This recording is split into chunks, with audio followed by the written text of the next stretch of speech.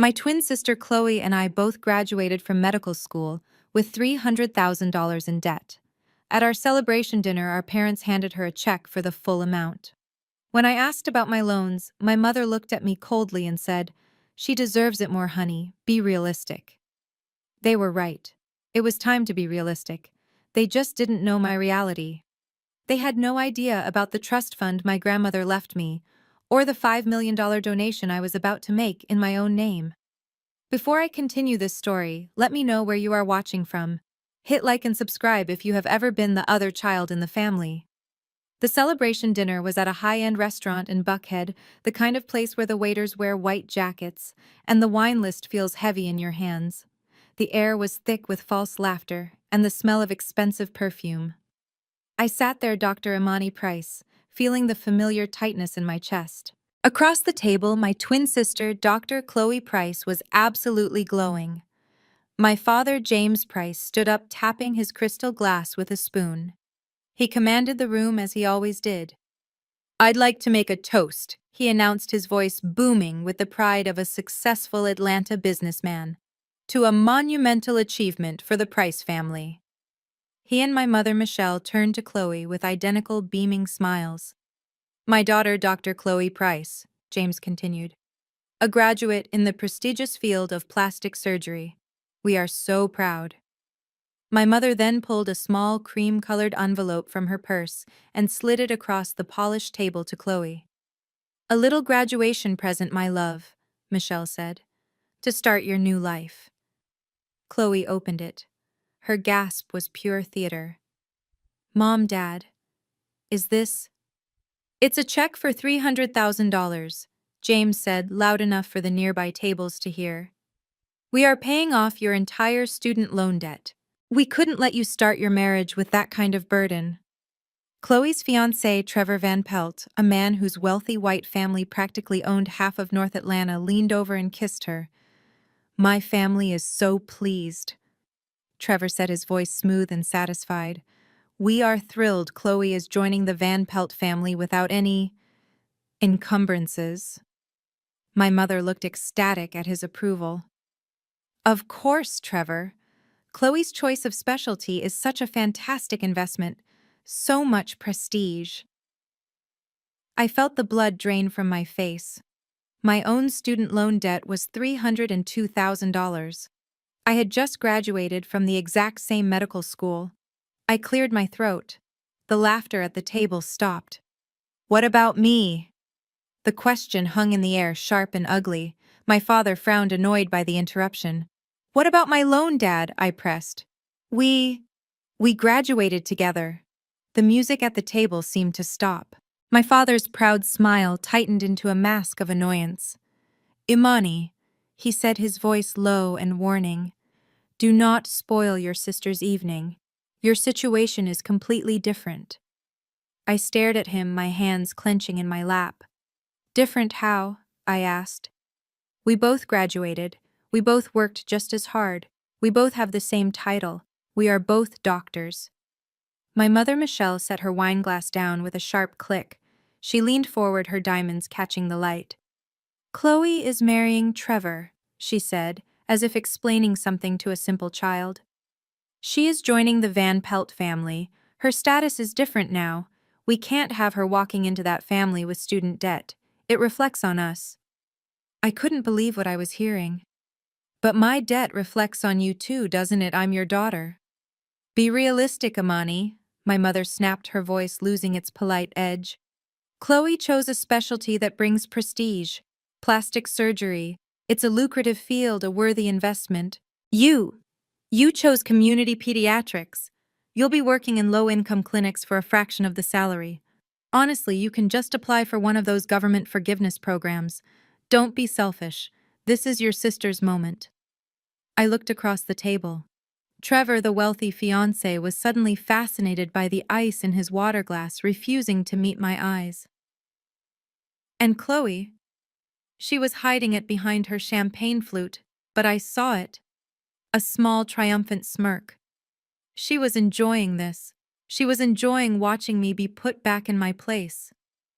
In that single cold moment, I finally understood. This wasn't a gift for Chloe. This was a business transaction. It was a dowry wrapped in a check designed to impress my sister's powerful, wealthy white in-laws. It was an investment in the daughter who was marrying up, who was bringing status to the Price family name. I was the other daughter. The one who chose to serve our community, the one who wasn't bringing home a wealthy husband. I wasn't a worthy investment. I was just a liability. I don't remember the drive home. I must have paid the valet, got in my car, and navigated the Atlanta traffic, but my mind was completely blank. The city lights of Buckhead streaked past my window, blurring into abstract paintings of orange and white, like tears were permanently smeared across my vision. All I could hear was the echo of my mother's voice. "She deserves it more, honey." My hands gripped the steering wheel so tightly my knuckles ached. This wasn't new. This was just louder. I remembered standing in the same restaurant parking lot when I was 18 holding my partial scholarship letter to Emory. I was so proud. I'd run to my father showing him I'd covered half the cost myself. "Dad, it's just the remaining tuition," I pleaded. "I'll work, I promise." My father shook his head, looking disappointed. "Be realistic, Imani. We have to be smart with our money. A state school is perfectly fine. We can't just fund these expensive private dreams." 3 months later, at Chloe's 18th birthday party, I watched as my parents presented her with a $50,000 check. "For our little entrepreneur," my mother announced to the applause of our relatives. "Chloe's closet is going to take the online fashion world by storm." That storm lasted 6 months and cost them every penny, but they never once called it a bad investment. I swiped at a tear that finally escaped my exit ramp, appearing too quickly. I drove past the community health center where I'd been doing my pediatric rotations. The building was dark, the parking lot empty. I remembered being so excited when I told my mother I'd secured the spot. We were at Sunday dinner and I was talking about helping a family get their child onto a new asthma treatment plan. My mother simply sighed and cut me off. "That's nice, dear, but you're wasting that medical degree. Honestly, Imani, nobody respects a poor doctor. When are you going to get a real job like your sister? She'll be making $500,000 a year." I finally pulled into the parking garage of my rented apartment building. It was safe, clean, but a world away from the gated community Chloe and Trevor lived in, or the sprawling estate my parents owned. I walked into my quiet apartment, dropped my keys in the bowl, and saw it waiting for me on the kitchen table. The red-lettered envelope from the student loan servicer. "Your first payment is now due. $302,000. The full weight of the night of the last 30 years crashed down on me. I slid down the kitchen cabinets, my formal dress bunching around me, and I finally gukshwang. I sat on my cold kitchen floor for what felt like an hour. The tears had stopped, replaced by a cold, desperate numbness. I couldn't accept this. Maybe they just didn't understand. Maybe I hadn't been clear enough. If I could just talk to my mother one-on-one without the pressure of the restaurant and Trevor's family, maybe she would understand. I needed her to understand. I pulled out my phone, my fingers trembling slightly as I dialed her number. She picked up on the third ring, her voice distracted. "Imani, is everything all right? Your father and I just got home." "No, Mom," I said, my voice quiet. "Nothing is all right. I needed to talk to you about the dinner, about the money." I heard her sigh, a sound of pure exasperation. "Imani, I thought we were finished with this. You really ruined your sister's night." "I ruined her night." I shot back, the injustice stinging. "Mom, I'm not asking for a gift. I'm asking for a loan. The same amount you gave Chloe. I'll sign paperwork. I'll pay interest. I'll pay every cent back as soon as my residency is over. I can't start my life with this much debt. Please." There was a long, cold silence on the other end of the line. When my mother finally spoke, her voice was completely flat, devoid of any warmth it might have pretended to have at the restaurant. "Imani, I'm going to say this as clearly as I can so you finally understand. We are not giving you the money. We are not loaning you the money. The answer is no." But why? I whispered. Why her and not me? Because, my mother said, her voice dropping into a low, cruel tone. She deserves it more, honey. Your sister did everything right. She chose a specialty that will make money, that will bring prestige to this family. She chose a husband who elevates our status. She is bringing honor to the price name. And you? What do you bring, Imani? You bring low-income patients, long hours for no pay, and a specialty that makes you sound like a social worker, not a doctor. You're a financial and social burden. The words hit me harder than a physical slap. A burden. After 30 years of trying to be perfect, of getting the grades, of following the rules, I was just a burden. So that's it, I said, my voice hollow. All those years, it just comes down to me not being a worthy investment. Exactly, Michelle said. You chose this idealistic nonprofit path, Imani. You chose to be difficult. You chose to reject the opportunities your father and I tried to give you. You made your choice. Now you need to live with it. I have to go. Trevor's parents are calling me to talk about the wedding. The line clicked. She had hung up on me. I sat there in the dark, the phone still pressed to my ear. It was over. The final door had slammed shut. The last shred of hope that I could ever earn their approval, that I could ever be seen as equal, was gone. She deserves it more. The words echoed in the silence of my apartment, in the silence of my heart. They echoed and echoed until they stopped sounding like an insult and started sounding like a declaration of war. I sat on the floor for another minute, letting the cold silence of the apartment match the coldness in my heart. The tears stopped. The shaking stopped. The hollow, desperate grief I had felt just moments before was burning away, replaced by something new. It was a cold, hard, clarifying anger.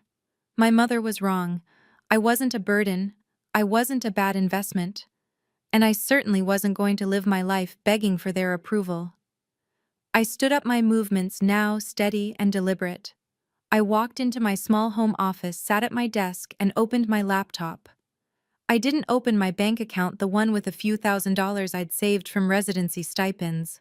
I opened a separate encrypted financial portal. I typed in a username and a complex password. The screen loaded, and the name at the top of the account didn't say Dr. Imani Price. It said Dr. Imani Preston, my grandmother's name.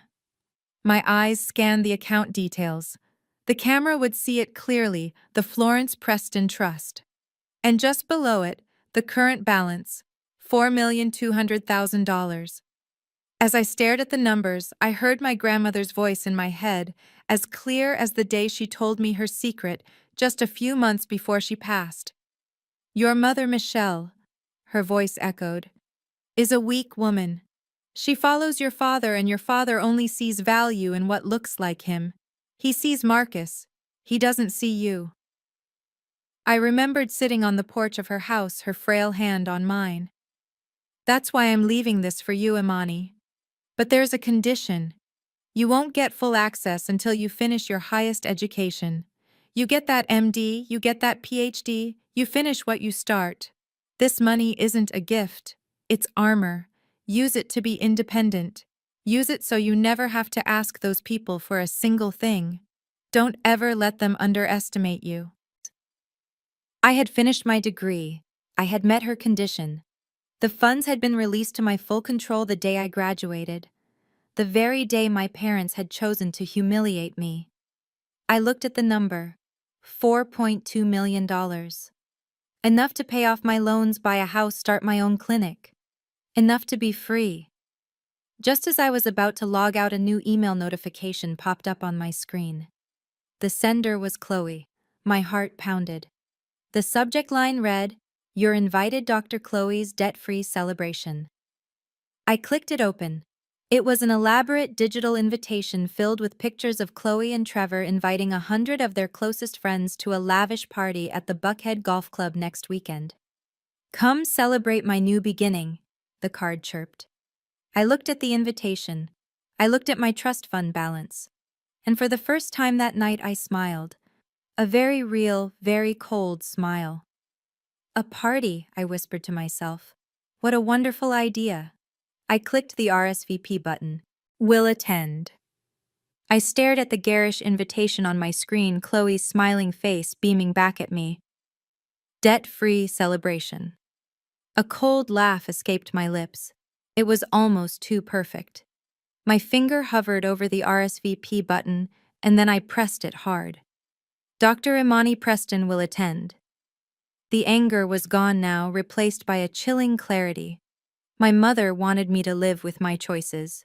Fine, it was time for them to live with mine. I picked up my phone and dialed a number I knew by heart. The phone rang once before a calm, professional voice answered. Henderson Law, this is David speaking. Hello, Mr. Henderson, I said, my voice steady. This is Imani Price, or rather Imani Preston. Dr. Preston. His voice warmed immediately. I was wondering when I'd hear from you. Congratulations on your graduation. Your grandmother would be enormously proud. I trust the account transfer was seamless. It was, thank you, I said. But I'm actually calling about the other matter. The one my grandmother and I discussed? The Florence Preston Community Fund. Ah, yes, Henderson said. The $5 million charitable endowment. Your grandmother was very specific about those instructions. It is to be donated in your full name at a time and place of your choosing to a pediatric charity. It's completely separate from your personal trust. I looked back at the invitation glowing on my laptop screen. I've found the perfect time and place, I said. My sister Chloe Price is hosting a party this Saturday at the Buckhead Golf Club. I need you to be there. A party? Henderson sounded confused. My family is celebrating. I chose my words carefully. They're making a donation of their own. I feel it's the perfect opportunity to honor my grandmother's wishes on a public stage. There was a pause, and I could practically hear the old lawyer smiling. I see. A public stage. Your grandmother would have appreciated the theater of that. Consider it done. I'll have the ceremonial check prepared and we'll meet you there. It will be my pleasure to make that announcement, Dr. Preston. Thank you, Mr. Henderson. I'll see you Saturday. I hung up the phone and walked over to my small closet. It was filled with scrubs, sensible sweaters, and the one formal dress I'd worn to the graduation dinner. None of it would do. Not for this. If I was going to attend Chloe's debt-free celebration, I wasn't just going to show up. I was going to make an entrance they would never forget. I needed a new dress, something special, something that looked like $4 million. I hung up the phone and walked over to my small closet, my mind racing. I wasn't just planning to attend a party. I was planning an ambush. I needed to look the part. As I was pulling out the one sensible black dress I owned, my phone rang again. It was Mr. Henderson. Dr. Preston, he said, his voice hesitant. I apologize for calling back immediately, but there is one other matter, a rather sensitive one. I paused the dress in my hand. What is it? While reviewing your grandmother's portfolio, I came across a file she kept separate from everything else. It pertains to your father's company, Price Properties, LLC. My stomach tightened. What about it?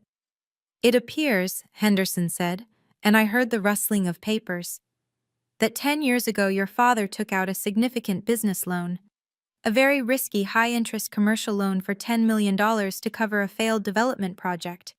A project, I might add, that he told your grandmother had simply lost funding. I don't understand, I said. What does that have to do with Grandma Florence? He secured that loan, Henderson said, his voice grave, by using your grandmother's primary commercial real estate holdings as collateral, specifically the building on Peachtree Street that houses her foundation. But she would never have agreed to that, I said, sinking onto the edge of my bed. Precisely, Henderson replied. She never did. According to her private notes, she only discovered the lien 3 years ago when she was restructuring her own estate. She found out he had forged her signature on the collateral agreement. He forged her signature. He did. Florence was furious. But she was also pragmatic. She knew calling in the loan or exposing him would destroy the family company. and in her words, ruin the family name.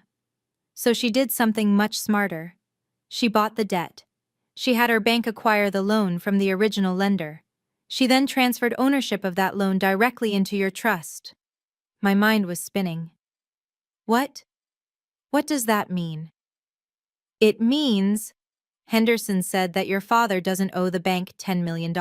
He owes you. As the sole beneficiary and manager of the Florence Preston Trust, you are now his primary creditor. Your grandmother kept all the original forged documents. You have the power to call in that loan, Imani. And if you do, Price Properties will be insolvent within 24 hours. He will be bankrupt. I looked at the invitation on my computer screen, then at the sensible dress in my hand. I dropped the dress. I didn't just have my own money. I had a weapon. I held the entire future of the Price family, the very legacy they prized over me, right in the palm of my hand. The Buckhead Golf Club was even more opulent than I remembered. Valets in crisp red vests hurried to open car doors as a stream of Mercedes and Bentleys pulled up to the grand entrance. I had taken an Uber. I stepped out alone wearing a simple floor-length emerald green silk dress. I had used a small portion of my trust fund on it, and it was worth every penny. It was the color of money, and it fit perfectly. I could feel the stairs as I walked up the stone steps. This was Chloe's crowd, Trevor's crowd. I didn't belong, and I no longer cared. I hadn't even made it through the main doorway before my parents intercepted me. My mother, Michelle, rushed over her face, a tight mask of social panic. My father, James, was right behind her, his expression thunderous. "Imani," my mother hissed, grabbing my elbow and pulling me aside out of the flow of arriving guests. "I am absolutely stunned you chose to come. I thought you had more sense." "You invited me, Mom," I said, my voice calm. "I RSVP'd. That was a formality." She snapped her eyes, darting around to see if anyone was watching. "Now that you are here, you will not mention one word about your student loans. Do you understand me? You will not embarrass this family in front of the Van Pelts." My father stepped closer, using his height to try and intimidate me. "This is Chloe's day," he said, his voice a low growl. "This is about her success and her future. You will smile, you will be polite, and you will not cause a scene. Behave yourself." I looked at them, really looked at them. They weren't worried about me. They weren't embarrassed for me. They were terrified of me. They were terrified I would expose their perfect family facade, that their new wealthy in-laws would see the daughter they had refused to invest in. I slowly pulled my elbow from my mother's grasp and smoothed the silk of my dress.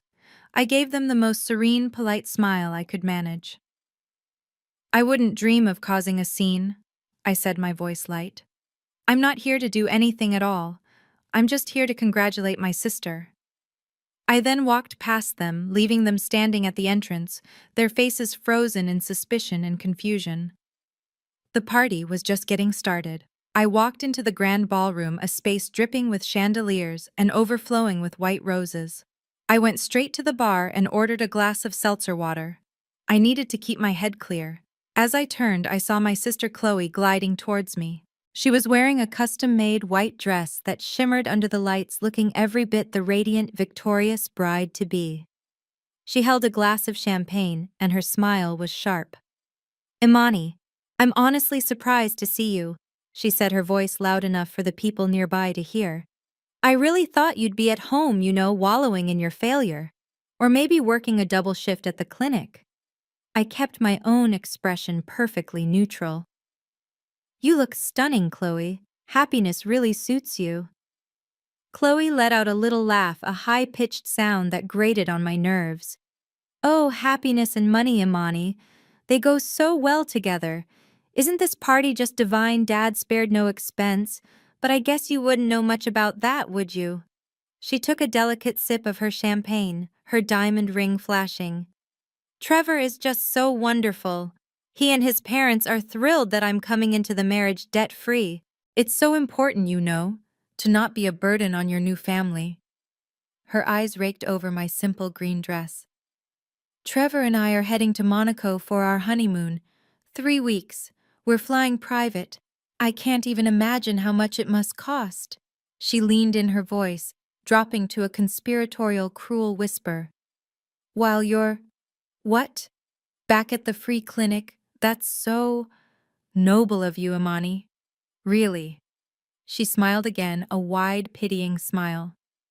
I heard about your graduation gift, by the way. Or lack thereof. Mom told me they just couldn't swing it, not after paying for my future. She patted my arm, a gesture of pure condescension. It's such a shame. I guess some of us are just better investments than others. It's sad, really. And with that, she turned and glided away back toward her fiancé and her wealthy new in-laws, leaving me standing alone by the bar, the absolute picture of the forgotten penniless sister. She hadn't a clue what was coming. I had barely set my seltzer water down when my mother Michelle was at my side, her fingers digging into my arm. Imani, for goodness sake, don't just stand there by yourself. You look lost. Come, I need to introduce you to Trevor's parents. She didn't wait for my reply, physically pulling me across the room toward a tight circle of older, impeccably dressed people. Eleonora, my mother said, her voice an octave higher than usual. I'd like you to meet my other daughter, Imani. Eleonora Van Pelt, a tall woman dripping in diamonds that were clearly not cubic zirconia, turned her gaze on me. It was like being examined under a microscope. Oh, she said, her voice thin. Imani just finished medical school as well. My mother rushed to explain, her grip on my arm tightening. She's going to be doing… well, it's more like social work, really, at the community children's hospital. I felt the blood rise in my face. I'm a doctor of pediatric medicine, I said clearly. Eleonora Van Pelt gave me a slow, dismissive smile. How noble. Her eyes had already flicked past me, searching for the person who actually mattered.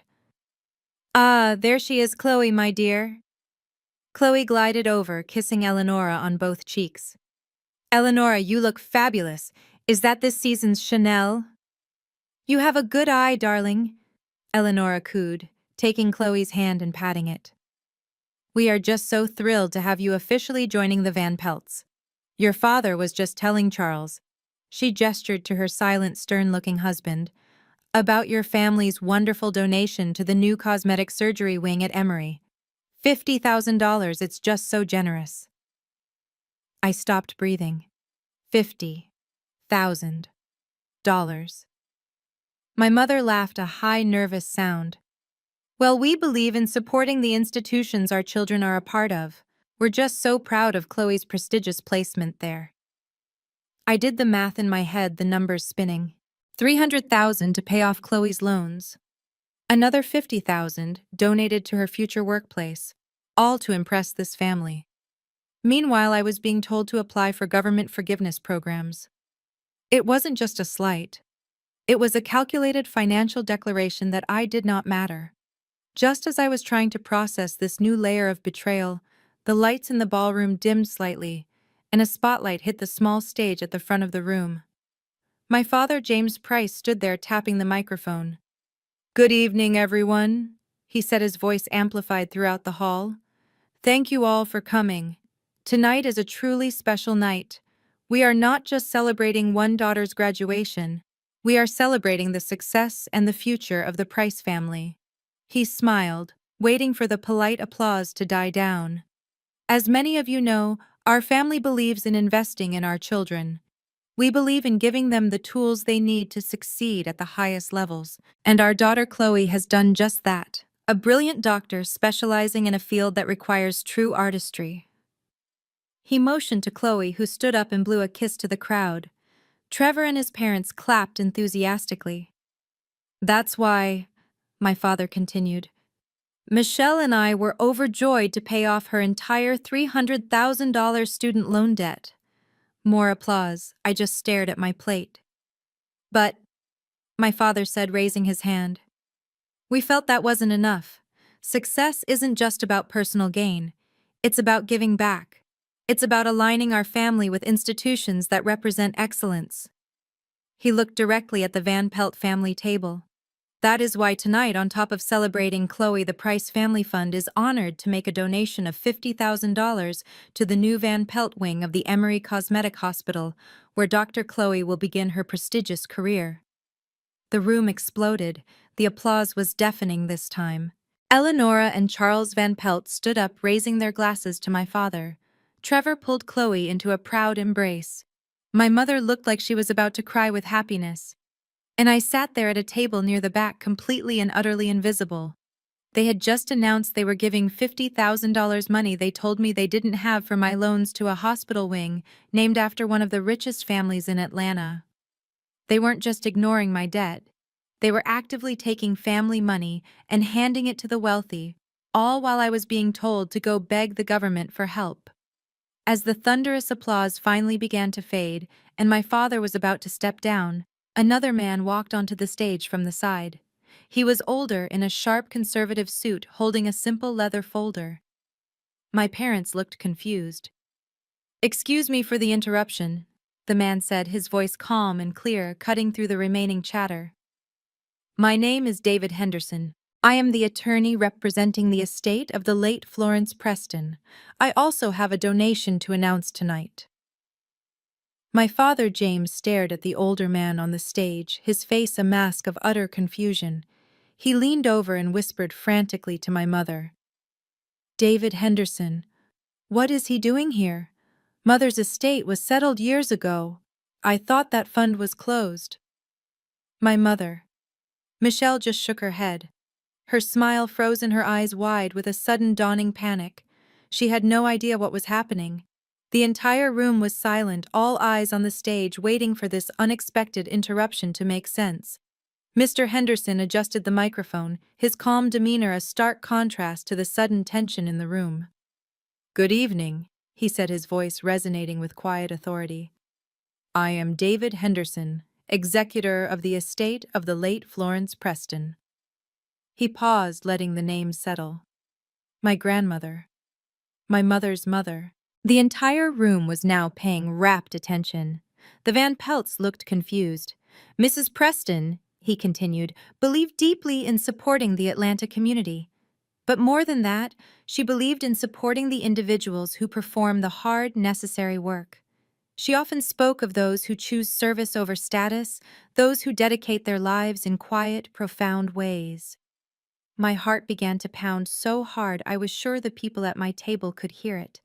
I kept my eyes down, focusing on my hands in my lap. I knew what was coming. My father looked annoyed, clearly about to stand up and interrupt. "David, what is the meaning of this?" "This is a private party," he started to say, but Henderson's voice simply rolled over his.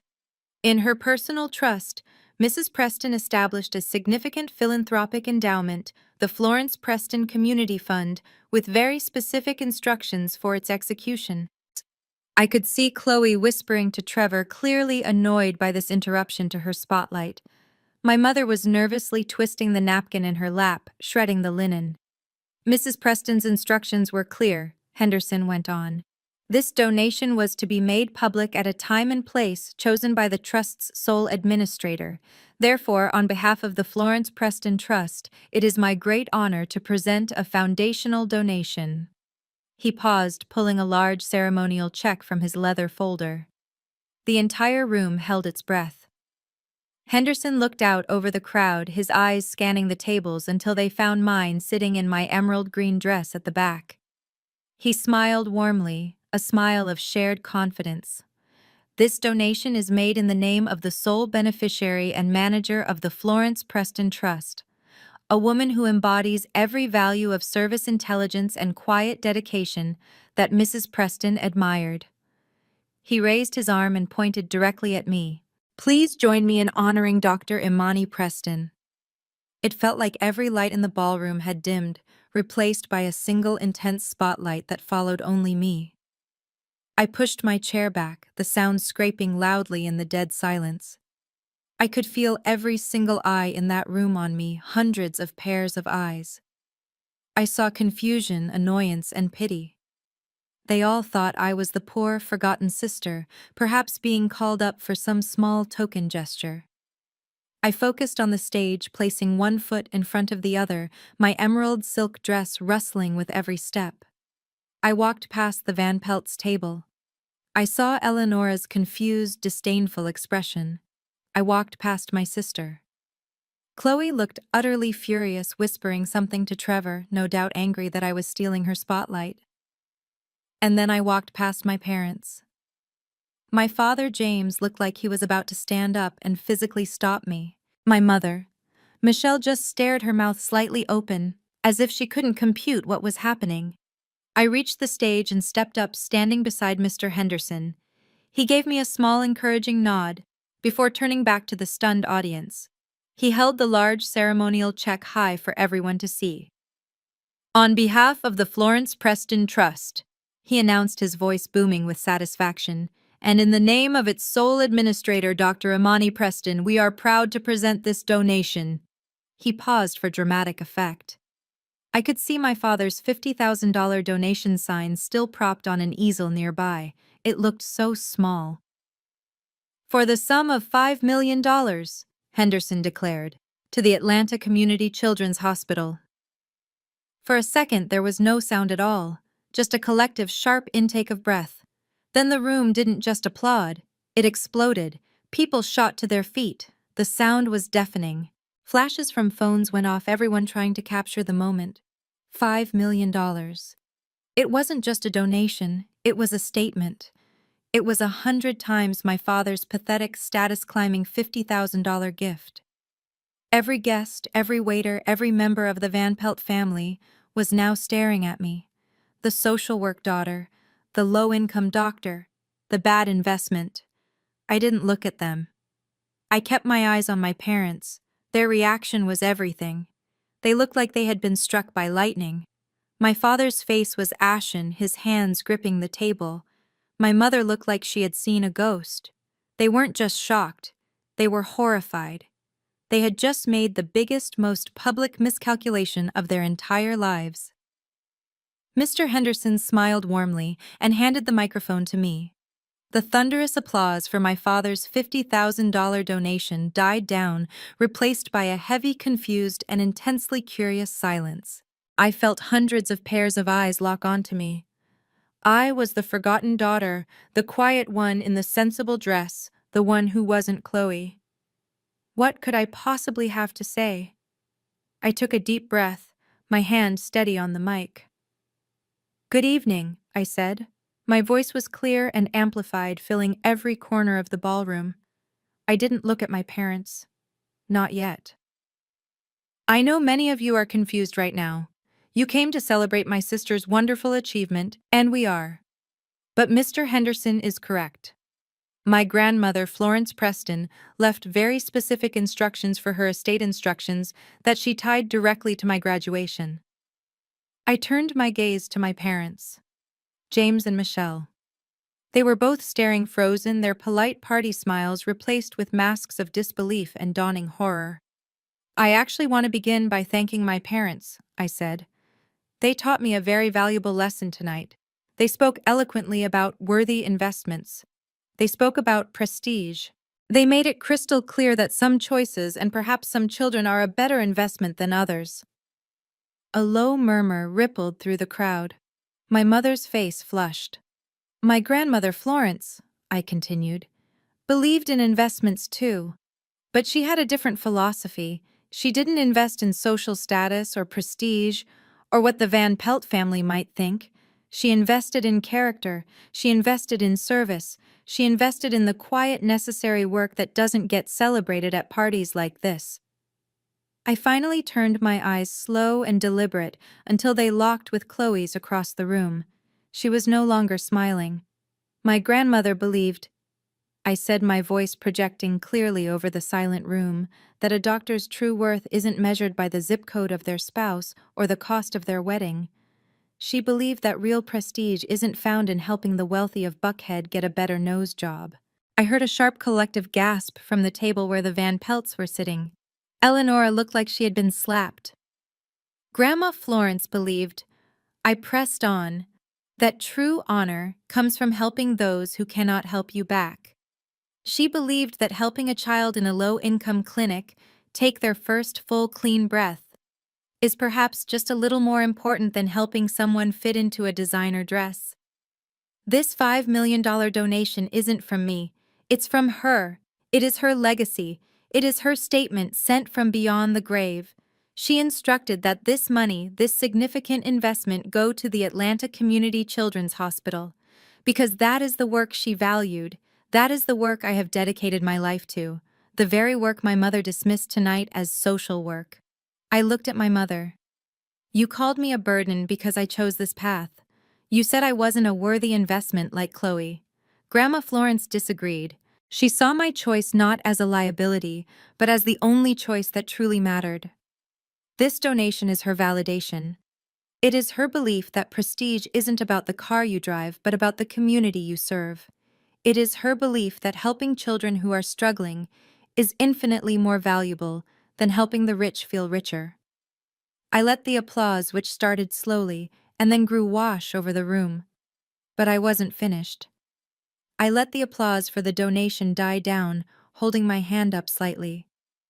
Please, I said, my voice still perfectly calm. I'm not finished. The room fell silent again, even more intense than before. The $5 million is for the children, I said. That was my grandmother's primary wish. But she also knew about my personal situation. She knew, just as everyone here knows, that I too graduated from medical school with over $300,000 in student loan debt. I paused, then turned to face my parents directly. Just last night I called my mother. I didn't beg for a gift. I begged for a loan. I offered to pay interest. I was told no. I was told, and I quote, "Your sister deserves it more." I was told to be realistic and to apply for government programs. I was told to live with my choices. I saw my father clench his jaw, his face turning a dark shade of red. My mother was visibly trembling. And I will live with my choices, I said. Because my grandmother, in her infinite wisdom and foresight, knew this day would come. She knew my parents would choose to fund one daughter's future and abandon the others. She knew they would pay for the daughter marrying into the Van Pelt family and tell the daughter working in the clinic that she wasn't a good investment. My grandmother didn't give me this money as a gift, I said, my voice softening. She gave it to me as armor. She told me it was armor so I would never have to beg people like them for anything. That is why, I said, my voice rising again. My grandmother made one final provision in her personal trust. She ensured that all of her grandchildren would start their careers on equal footing regardless of who their parents favored. I looked right at Chloe.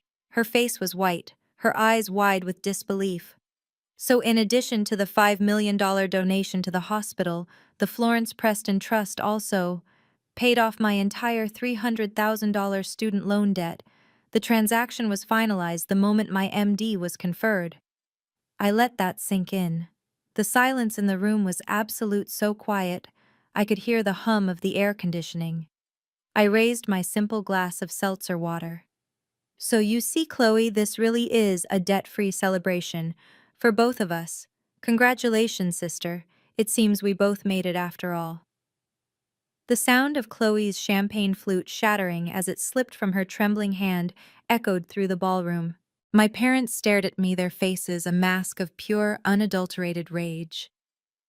And Trevor Van Pelt was looking at me, the poor sister, like he had never seen me before in his life.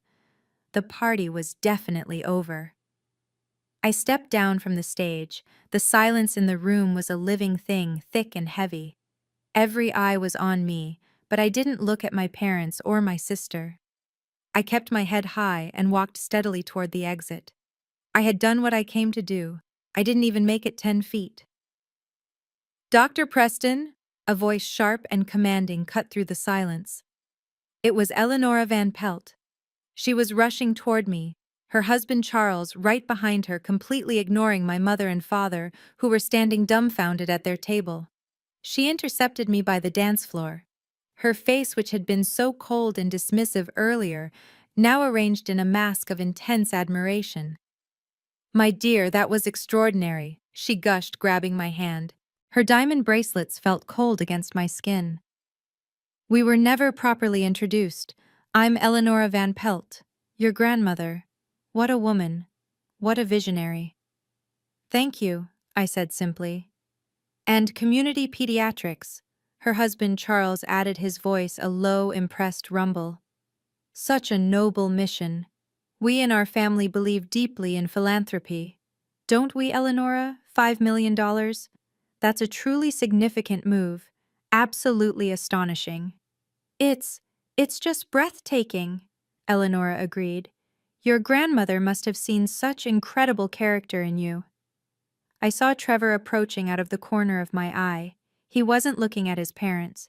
He wasn't looking at Chloe, who was standing frozen by their table, her face pale with shock and fury. He was looking only at me. His gaze was different now. The casual indifference was gone, replaced by a sharp, calculating intensity. It was the look of a man reassessing an asset. Imani, he said, stepping right between me and his mother. He used my first name, but with a new respect that felt like oil on water. I'm speechless. I had no idea you were so deeply involved in philanthropy. I mean, $5 million. That's a legacy. It's my grandmother's legacy, I corrected him. But it's your administration, he said, his smile now warm and intimate. I'm very involved in several charitable boards myself. I had no idea we had this in common. We should really talk. I'd love to hear your insights on community investment. He had completely and totally turned his back on my sister. I could see her standing there alone, her hands clenched into fists at her sides, her white dress suddenly looking like a costume for a part she had just lost. And then she moved. She marched across the floor, her face twisted in a way I had never seen before. The perfect polished mask was gone, replaced by pure, unfiltered rage. She grabbed my arm, spinning me around to face her. You, she spat, her voice a low, venomous hiss. You planned this. You did this just to embarrass me. You ruined my night. I pulled my arm out of Chloe's grasp. I embarrassed you, I asked, my voice dangerously quiet. I accepted a gift from our grandmother. A gift she left for me because she knew you and she knew them. You made me look like a fool. Chloe stammered, her rage faltering into confusion as she saw Trevor and his parents watching us intently. I didn't say a word about you, Chloe, I said. I just told the truth about me. You were the one who told me I wasn't a worthy investment. You're the one who told me I deserved nothing. I guess Grandma Florence just disagreed. Imani. My mother's voice was sharp. She and my father rushed over, pushing past a stunned Chloe.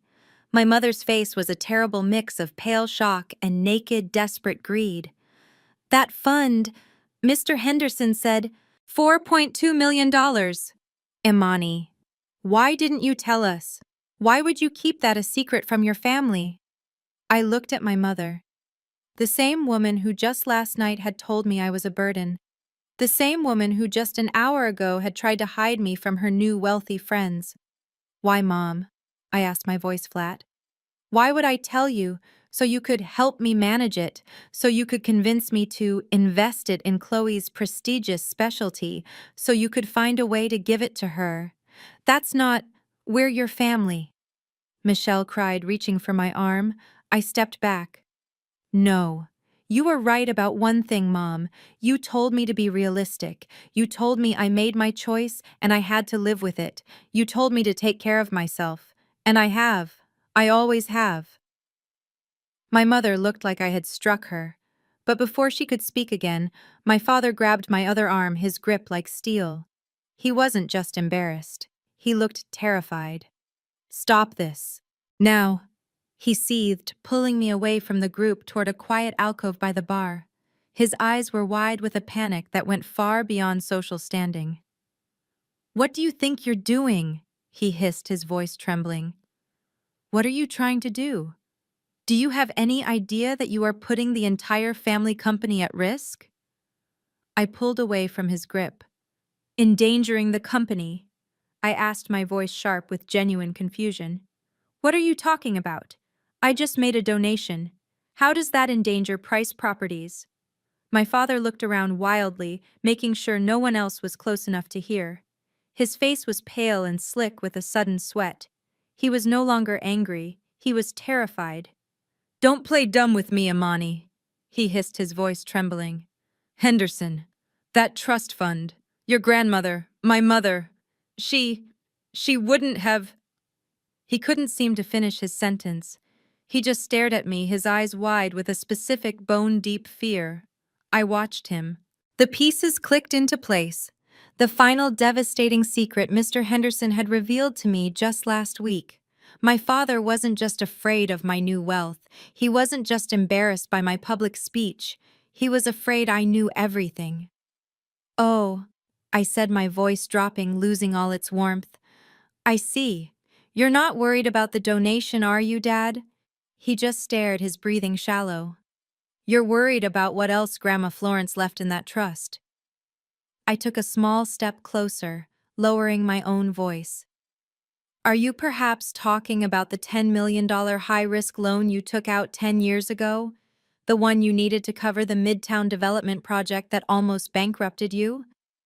His bloodshot eyes widened. How do you do?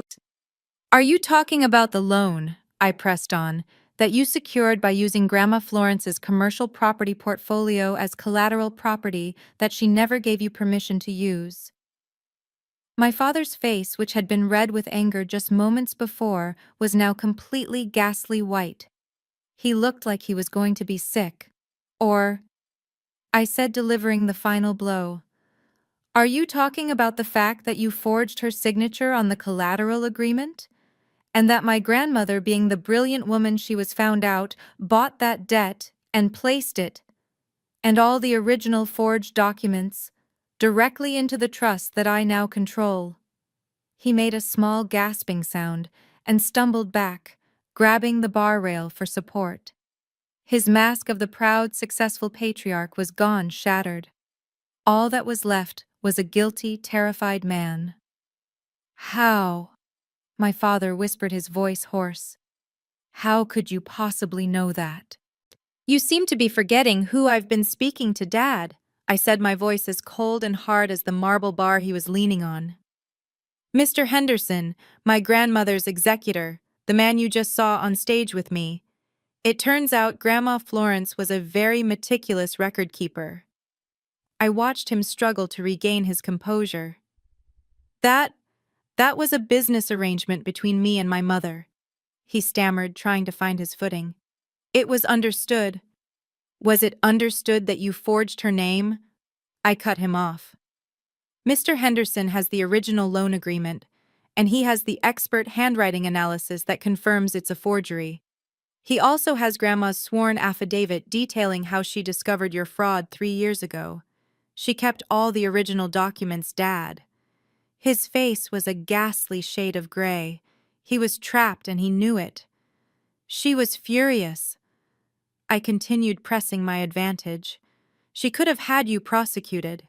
She could have bankrupted you right then. But she didn't. She was, as she said in her letter, pragmatic. She didn't want to destroy the family name." So what did she do?" he breathed. "She did something much smarter. She had her bank quietly acquire the $10 million debt from the original lender. She bought it. And then, in her final act of genius, she transferred the entire loan portfolio, including the original forged documents, directly into the Florence Preston Trust. The same trust," I added softly, "that I, as of my graduation, am the sole beneficiary and administrator of." The full weight of the situation finally hit him. I could see the calculation in his eyes, the realization. "Which means," I said, spelling it out for him, "that Price Properties doesn't owe the bank $10 million, it owes me.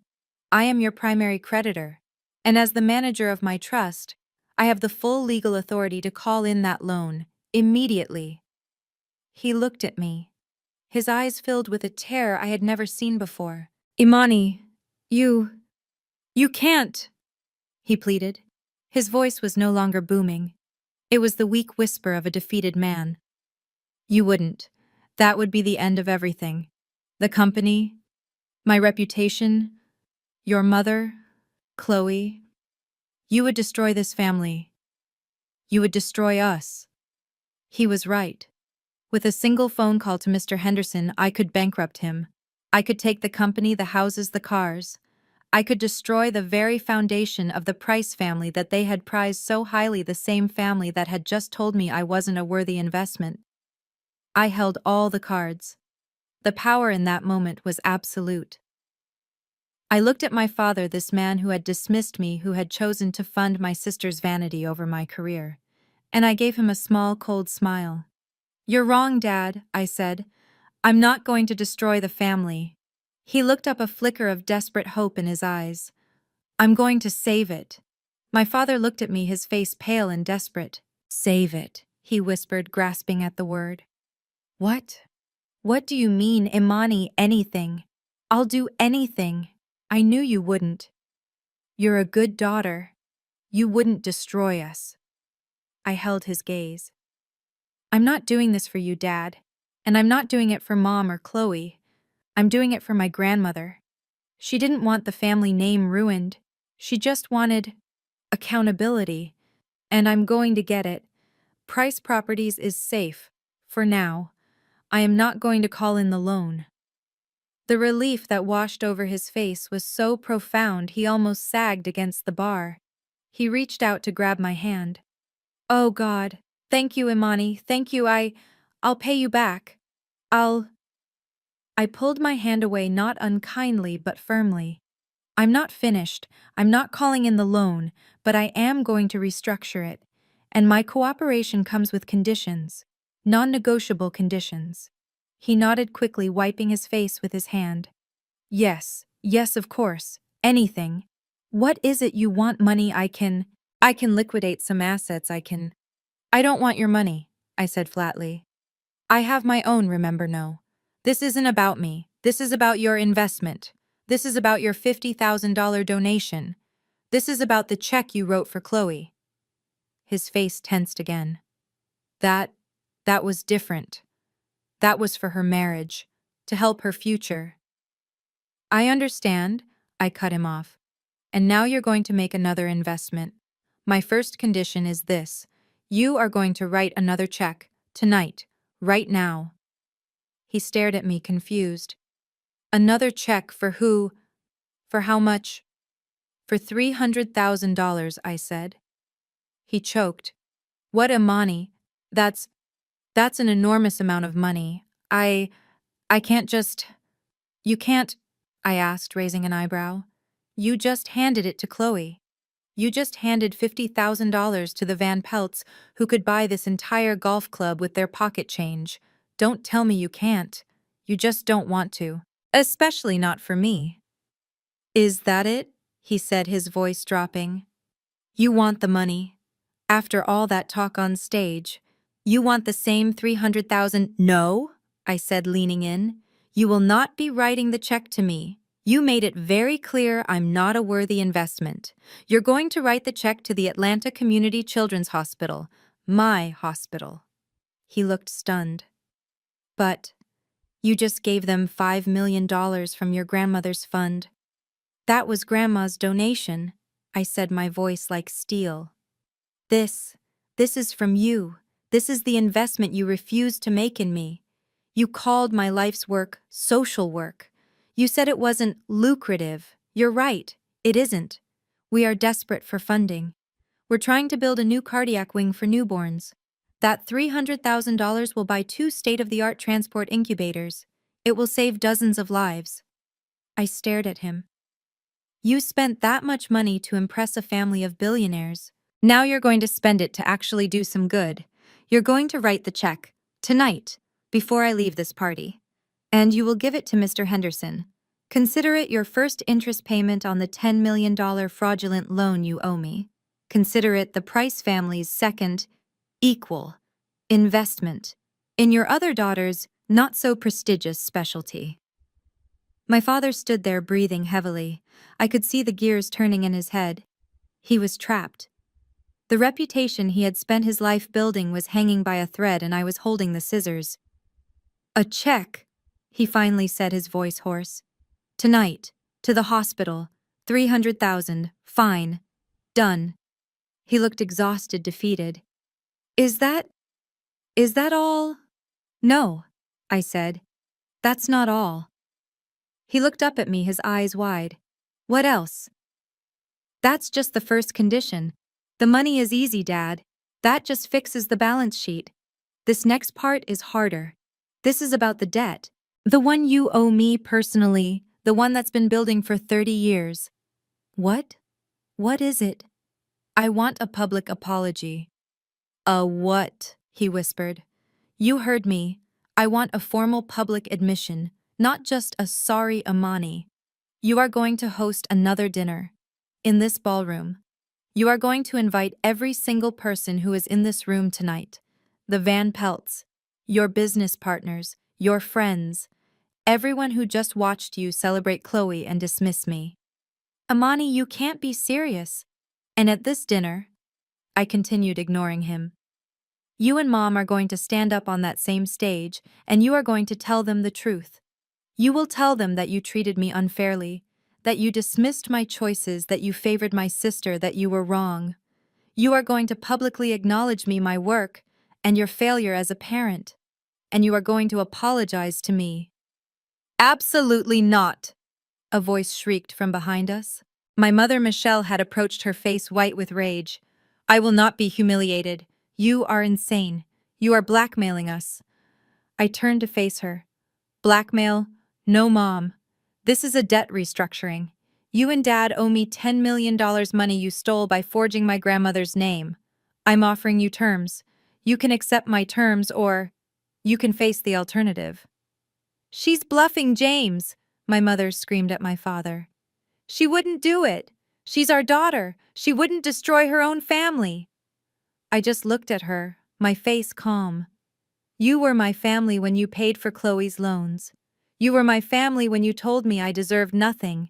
You were my family when you donated our money to the Van Pelts instead of helping me. You made your choice. Now I'm making mine. I held her gaze for one more second, then turned and raised my hand, catching Mr. Henderson's eye across the room. Mr. Henderson. He immediately straightened up and began to walk toward us. What are you doing? My mother gasped, grabbing my arm. I'm telling him the negotiations have failed, I said calmly, pulling my arm free. I'm telling him to proceed with calling in the loan. I'm telling him to release the forgery documents and my grandmother's affidavit to the district attorney's office first thing Monday morning. No! My father lunged forward, grabbing my arm so hard it hurt. Stop, don't wait. We'll do it. We'll do it. I looked at him, then at my mother. She was trembling, silent tears of pure rage and humiliation streaming down her face. Both of you, I asked. My father looked at her. Michelle, say it. My mother looked from him to me, her chest heaving. Yes. She spat the word like poison. We'll do it. I raised my hand again, a simple stop gesture. Mr. Henderson, ever the professional, saw it stopped and gave a small nod, understanding perfectly. He turned and walked away. Good, I said, smoothing my dress. Mr. Henderson will draft the agreement tomorrow. You'll sign it by Monday. He'll also take the check for the hospital tonight. Now, if you'll excuse me. I turned to leave the alcove. The battle was won. As I stepped back into the main ballroom, I saw Chloe across the room. She was crying, yelling at her parents from a distance. You're just going to let her do this? My parents didn't even look at her. Then I saw Trevor Van Pelt. He had completely abandoned Chloe. He was walking straight toward me, his face a mixture of calculation and intense newfound interest. The final act was about to begin. I turned away from my parents, my heel clicking decisively on the polished marble floor. The ballroom was almost completely silent. The string quartet had stopped playing. The cheerful chatter of Atlanta's elite was gone, replaced by a thick, heavy quiet, broken only by the sound of someone coughing nervously near the back. Every single eye was on me. I could feel the weight of their stares, their shock, their judgment, their sudden, intense curiosity. I saw my father James still leaning against the bar, looking utterly defeated. My mother Michelle was furiously wiping at her eyes, but they weren't tears of sadness. They were tears of pure rage. I didn't care. I had done what I came to do. The armor my grandmother had left me was stronger than I ever imagined. I just wanted to leave. I wanted to walk out of this room, out of this chapter of my life, and never look back. I started walking towards the grand entryway, ignoring the whispers that were just starting to ripple through the crowd. I ignored my mother calling my name in a desperate, strangled voice. I ignored Chloe, who I could see across the room staring at me, her face pale and crumpled, her debt-free celebration in absolute ruins. I was almost at the door. I was almost free. Imani, wait. The voice was smooth, confident, and right behind me. I stopped but didn't turn around. I knew exactly who it was. Trevor Van Pelt. Imani, he said again, moving to stand directly in my path, blocking my exit. His expression was completely different from the smug, calculating look he'd worn all night. Now it was a look of intense, almost predatory admiration. It was sickening. That was, he breathed, the most incredible thing I have ever seen. I just stared at him, my face impassive. Excuse me, Trevor, I'm leaving. No, wait, please, he said, holding up a hand. I am genuinely, completely shocked. What your parents did, what they said, it's unbelievable. Truly. And the way you handled it. The power, the intelligence. He shook his head, a low laugh escaping him. $5 million, just like that. And that move with your father's loan? Pure genius. It wasn't a move, Trevor. It was the truth. Now if you'll let me pass. No, listen, he insisted, stepping closer. I could smell his expensive cologne. My parents are, well, they're stunned. My mother Eleonora, she's deeply impressed. She respects power. And what you just did, that was power, real power. He glanced over his shoulder at Chloe, who was watching us, her face a mask of horrified betrayal. Trevor didn't seem to care. He turned back to me, his voice dropping. Chloe, she's just not like you, is she? I mean, I see that now. Well, she's not a leader. She's simple. All she talks about is the wedding, the house, the parties. But you're a visionary. You're running a multi-million-dollar trust. You're saving children's lives. You're the one in the family who actually has a vision. I finally spoke.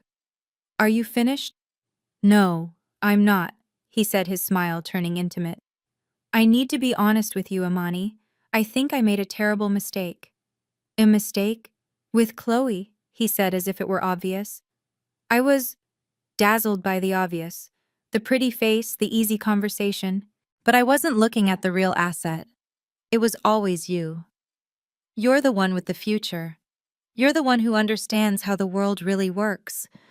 My family, we respect philanthropy. It's a huge part of our world. What you did tonight, that's the kind of work my family values. It's the kind of work I value. I'm so glad my life's work meets your standards, I said, my voice dripping with sarcasm. Now please move. Imani, just hear me out. He pleaded, lowering his voice even more, though he knew everyone was watching us. This engagement, it's not final until the papers are signed, so to speak. It's clear I chose the wrong sister. It's clear you are the real prize in this family. I think we should talk. Really talk. Tomorrow, we could have lunch. We have so much in common. Our interest in high-level charity and making an impact. He actually reached out as if to touch my arm. I looked at his outstretched hand. The hand that held my sister's. The hand that wore a platinum watch my father probably admired. This man who had stood by and smirked while his family-to-be dismissed me as social work and low income. This man who had watched my sister revel in my humiliation. Now that the numbers had changed, now that my value had been publicly repriced, I was suddenly a visionary. I was the real asset. You think, I said slowly, that because I have money, I'm suddenly interesting to you.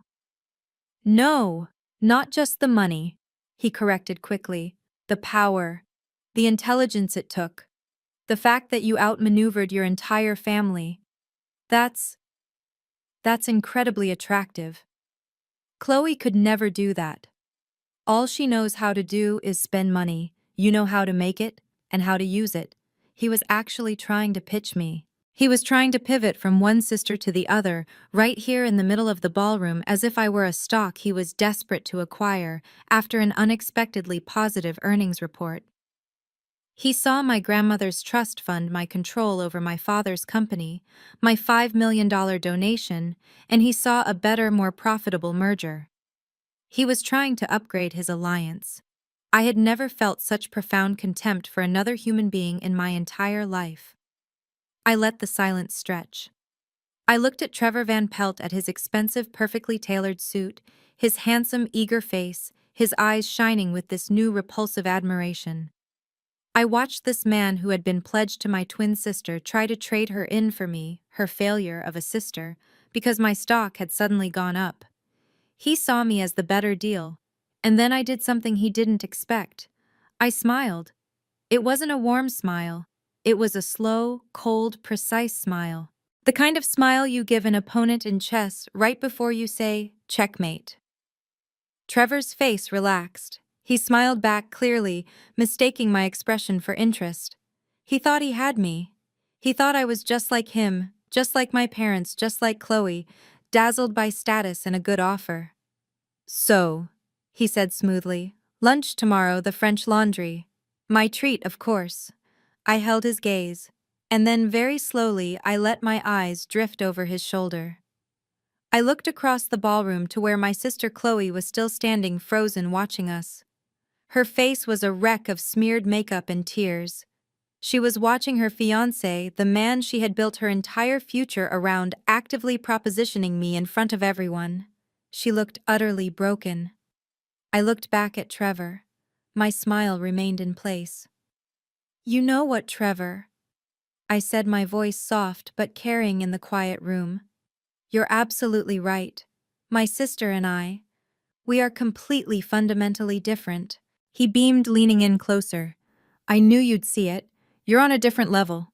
We're on a different level. We are, I agreed. For instance, I paused, letting the moment hang. My sister Chloe. She actually wanted to marry you. She was excited about it. She saw you and your family name and your money, and she genuinely wanted to be your wife. His smile wavered, a flicker of confusion in his eyes. He didn't see where this was going. But me, I continued, my voice dropping to a confidential whisper that was somehow colder than a shout. I see the same things. I see your family name. I see your money. I see your social status. And honestly, all I can think is how incredibly cheap you are. His face froze. The smile vanished. What? What did you just say? I find you disgusting. I elaborated, my smile finally fading. You stood by my sister's side while she humiliated me. You watched my parents dismiss me. You didn't just tolerate it, you encouraged it.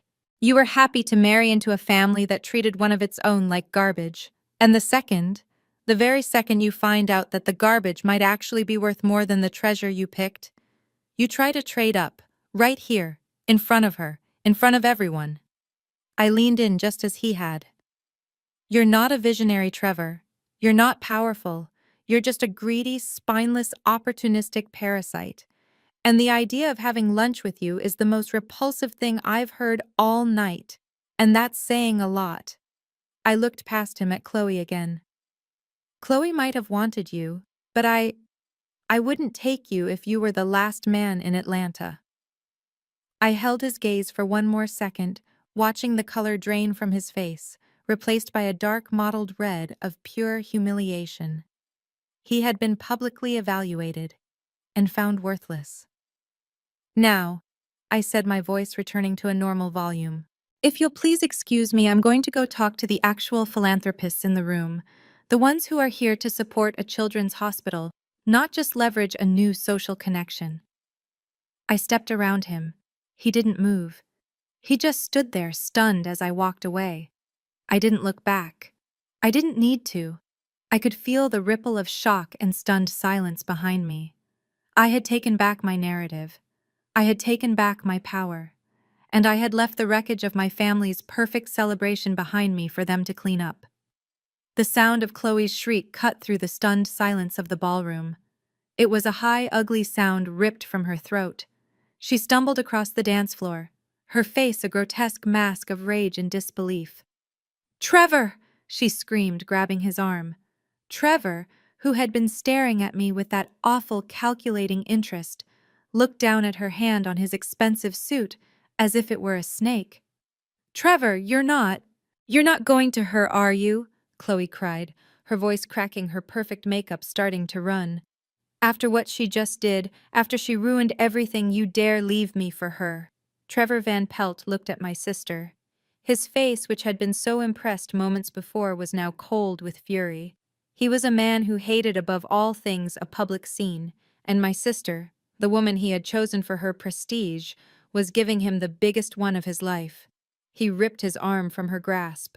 "Get your hands off me, Chloe," he snarled. His voice was low, but it carried. "You think this is about her? This is about you. This is about your entire fraudulent family. You sat there and let your parents, your family, make that pathetic $50,000 donation. You're just like them, all of you. You're a fraud." "No," Chloe pleaded. "No, Trevor, please, it's not like that." "The engagement is off," he said, straightening his suit jacket. He was done. "Don't call me. Don't contact me. My father," he said, his voice full of sharp final venom, "will be calling your father in the morning to discuss the financial repercussions of this embarrassment." He didn't look at her again. He didn't look at me. He simply turned his back ramrod straight and stormed out of the ballroom. The heavy oak doors slammed shut behind him, the sound echoing like a gunshot. Chloe stood there for a long second, her arms still outstretched. She looked completely, utterly broken. The spotlight she had craved all night was finally entirely hers, and it was burning her alive. Then she turned. Her eyes, wild and full of tears, found my parents. They were still standing in the alcove, frozen in their tableau of shock. She began to walk toward them, her steps stiff, her white dress dragging. "You," she whispered, her voice trembling. "You did this." My mother, Michelle, rushed forward. "Chloe, darling, it's all right. He's just upset. He'll cool down." "We can fix this! Fix this!" Chloe's voice rose to a scream. "He's gone!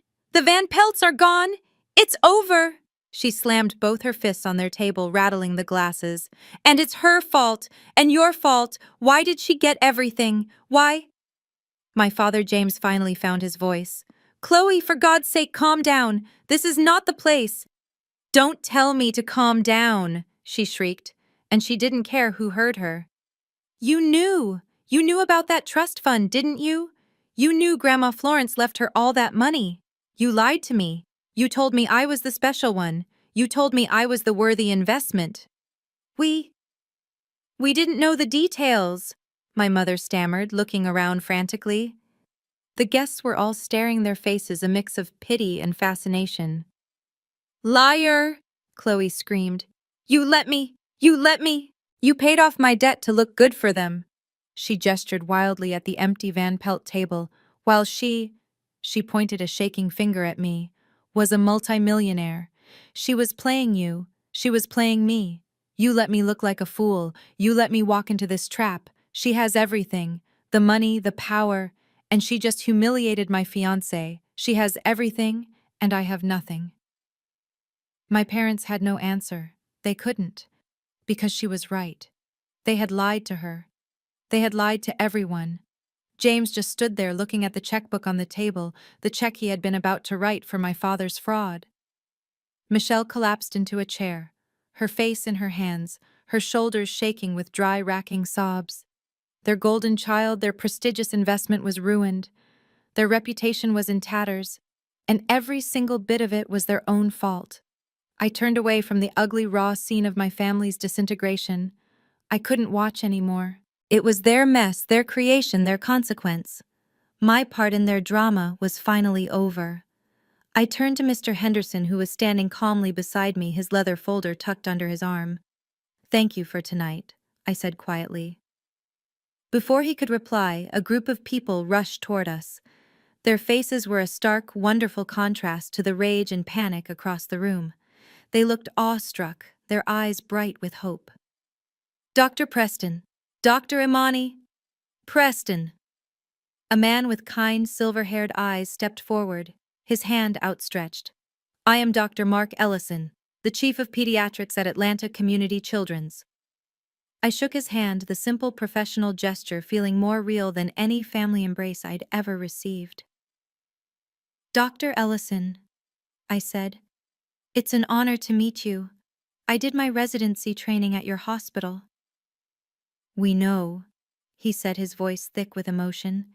He didn't let go of my hand. "We all know who you are. And we are speechless. Imani." "May I call you Imani? You have no idea what you just did." "I'm just honoring my grandmother's wishes," I said, feeling suddenly overwhelmed. "You're funding our entire future," he said, his voice breaking.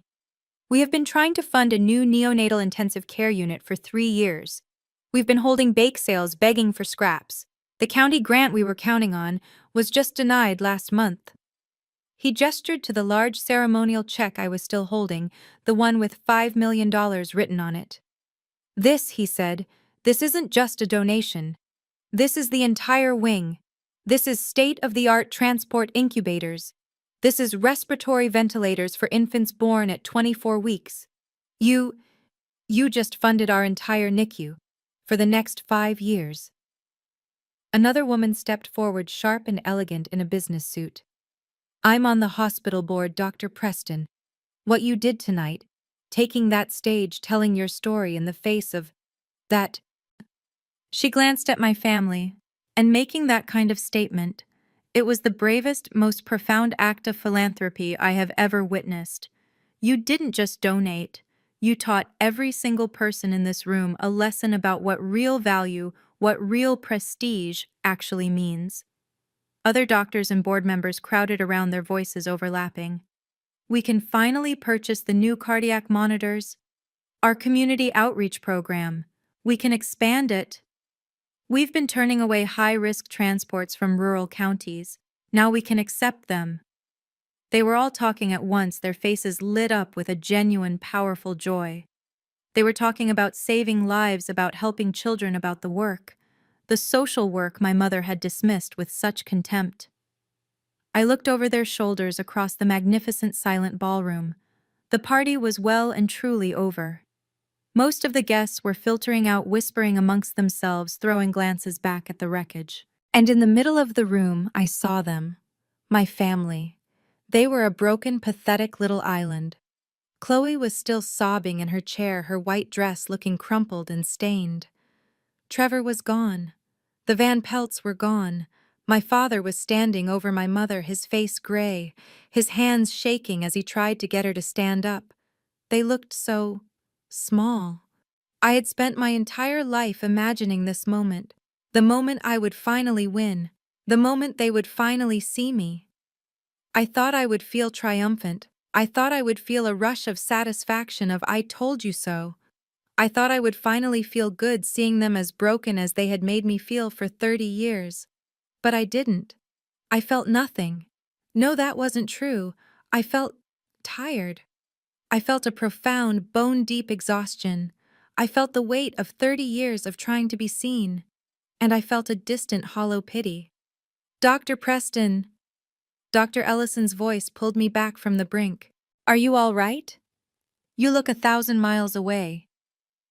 I looked away from my broken family and back at these strangers, these colleagues, these people who saw me, who saw my work, who valued my choices, who were looking at me with such gratitude.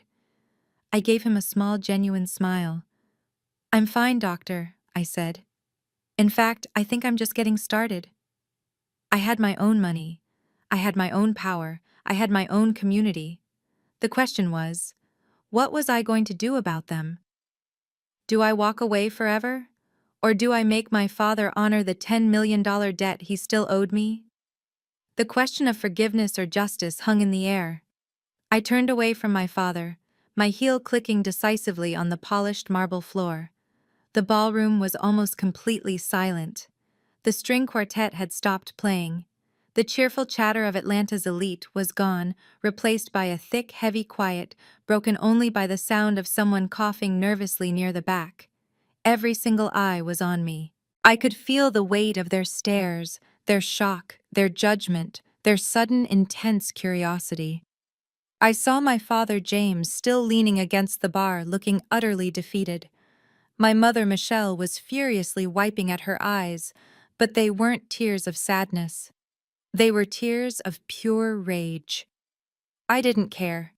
I had done what I came to do. The armor my grandmother had left me was stronger than I ever imagined. I just wanted to leave. I wanted to walk out of this room, out of this chapter of my life, and never look back. I started walking towards the grand entryway, ignoring the whispers that were just starting to ripple through the crowd. I ignored my mother calling my name in a desperate, strangled voice. I ignored Chloe, who I could see across the room staring at me, her face pale and crumpled, her debt-free celebration in absolute ruins. I was almost at the door. I was almost free. Imani. His voice was not a command. It was a croak. I paused but didn't turn. Don't go yet. Please. I turned slowly. There's nothing left to say, Dad. You have my terms. Mr. Henderson will be in touch on Monday to finalize the restructuring, or to begin foreclosure, your choice. Wait, he said, pushing his chair back and standing up. He looked haggard. He had aged 10 years in the last hour. I spoke to Henderson, just now, while you were with the doctors. I waited, saying nothing. He has the check, James said, his voice low as if every word physically pained him. For the hospital, $300,000. I just signed it. This gave me pause. I hadn't expected him to capitulate so quickly. And, he took a shaky breath. We will host the dinner. Your mother, she'll make the arrangements. Everyone who was here tonight. We will say what you need us to say. His compliance was so total, so fast, that it almost felt anticlimactic. The great James Price, the patriarch who ruled our family with an iron fist, was utterly broken. He had built his entire identity on the foundation of his company Price Properties. And I had just shown him that I owned the foundation, the land, and the air rights. He had no moves left to make. I looked at my mother. She was watching us, her eyes filled with a helpless rage. She wasn't sorry, she was just beaten. I'll wait for the invitation then, I said coolly. I turned to go. Imani. I turned back. This time his voice was different. It wasn't the voice of a businessman. It was the voice of a father. It was a voice I hadn't heard since I was 5 years old, before Chloe was born, before the comparisons started. Your grandmother, Florence, he stammered, rubbing his face. She was right. About everything. He looked at me, really looked at me for what felt like the first time in my life. The anger was gone. The calculation was gone. All that was left was a hollow, echoing regret. I missed it, he whispered, mostly to himself. I was so focused on the business, on the name, on Chloe, on Trevor. He shook his head. I didn't see you. I didn't see what you were becoming. I'm sorry, Imani. He said it. The words I had waited 30 years to hear. The words I had begged for, cried for, worked myself to the bone for. I'm sorry. It should have felt like a victory. It should have been a release. I should have felt the warmth of reconciliation, the healing of a lifetime of wounds. But as I stood there looking at this broken man, I felt nothing. It was too late. The apology wasn't for me, the daughter he loved. It was for Dr. Preston, the multimillionaire who held his company's fate in her hands. The apology was just another transaction, the final desperate price he was willing to pay to save himself. It was worthless. I looked at him for a long, quiet moment. I let the silence stretch, letting him sit in the discomfort of his own confession. "I know," I said finally. "It was all I could give him. It was all he deserved. I turned my back on my father and my mother. I turned my back on the ruins of Chloe's party. I walked past the stunned guests, past the Van Pelt table, which was now conspicuously empty. Mr. Henderson was waiting for me by the door. He held a new leather briefcase. "The check is secure, Dr. Preston," he said, a small, proud smile on his face. "And I have the preliminary restructuring agreement. I'll have it couriered to your father's new lawyer in the morning." "Thank you, Mr. Henderson," I said, "for everything, for honoring my grandmother's wishes." "It was my profound pleasure," he replied.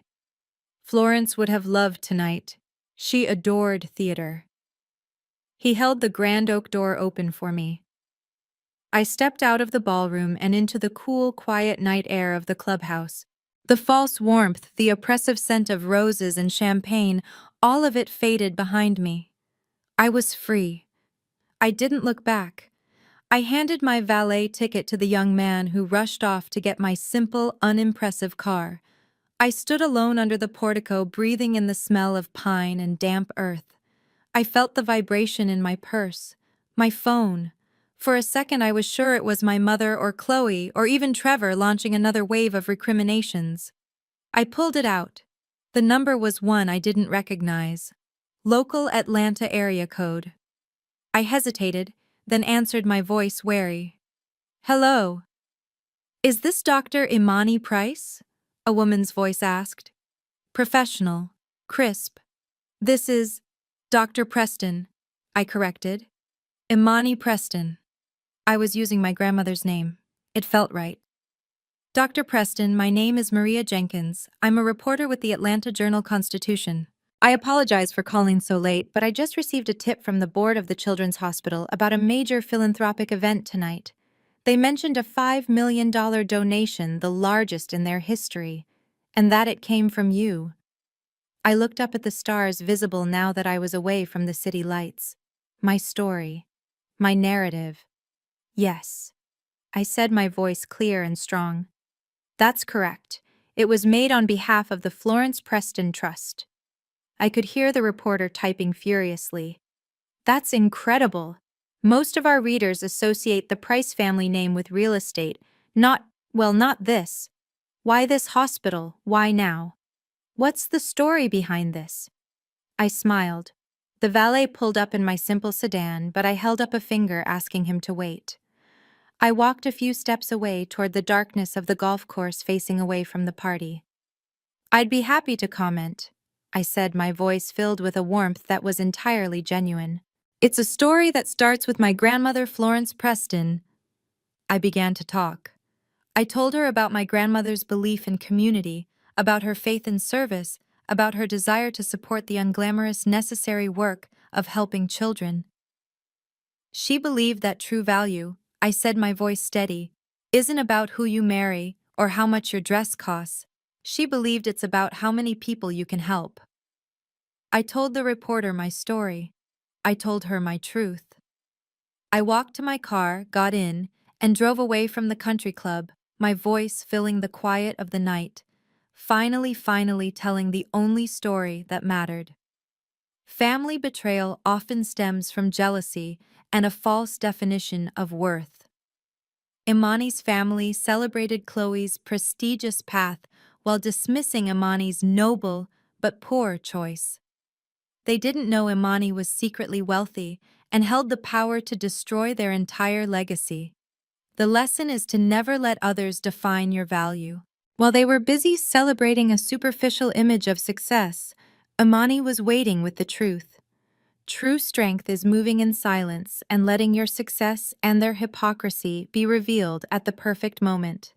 Have you ever had to prove your worth to a family that only valued superficial success? Share your story in the comments below and don't forget to like and subscribe.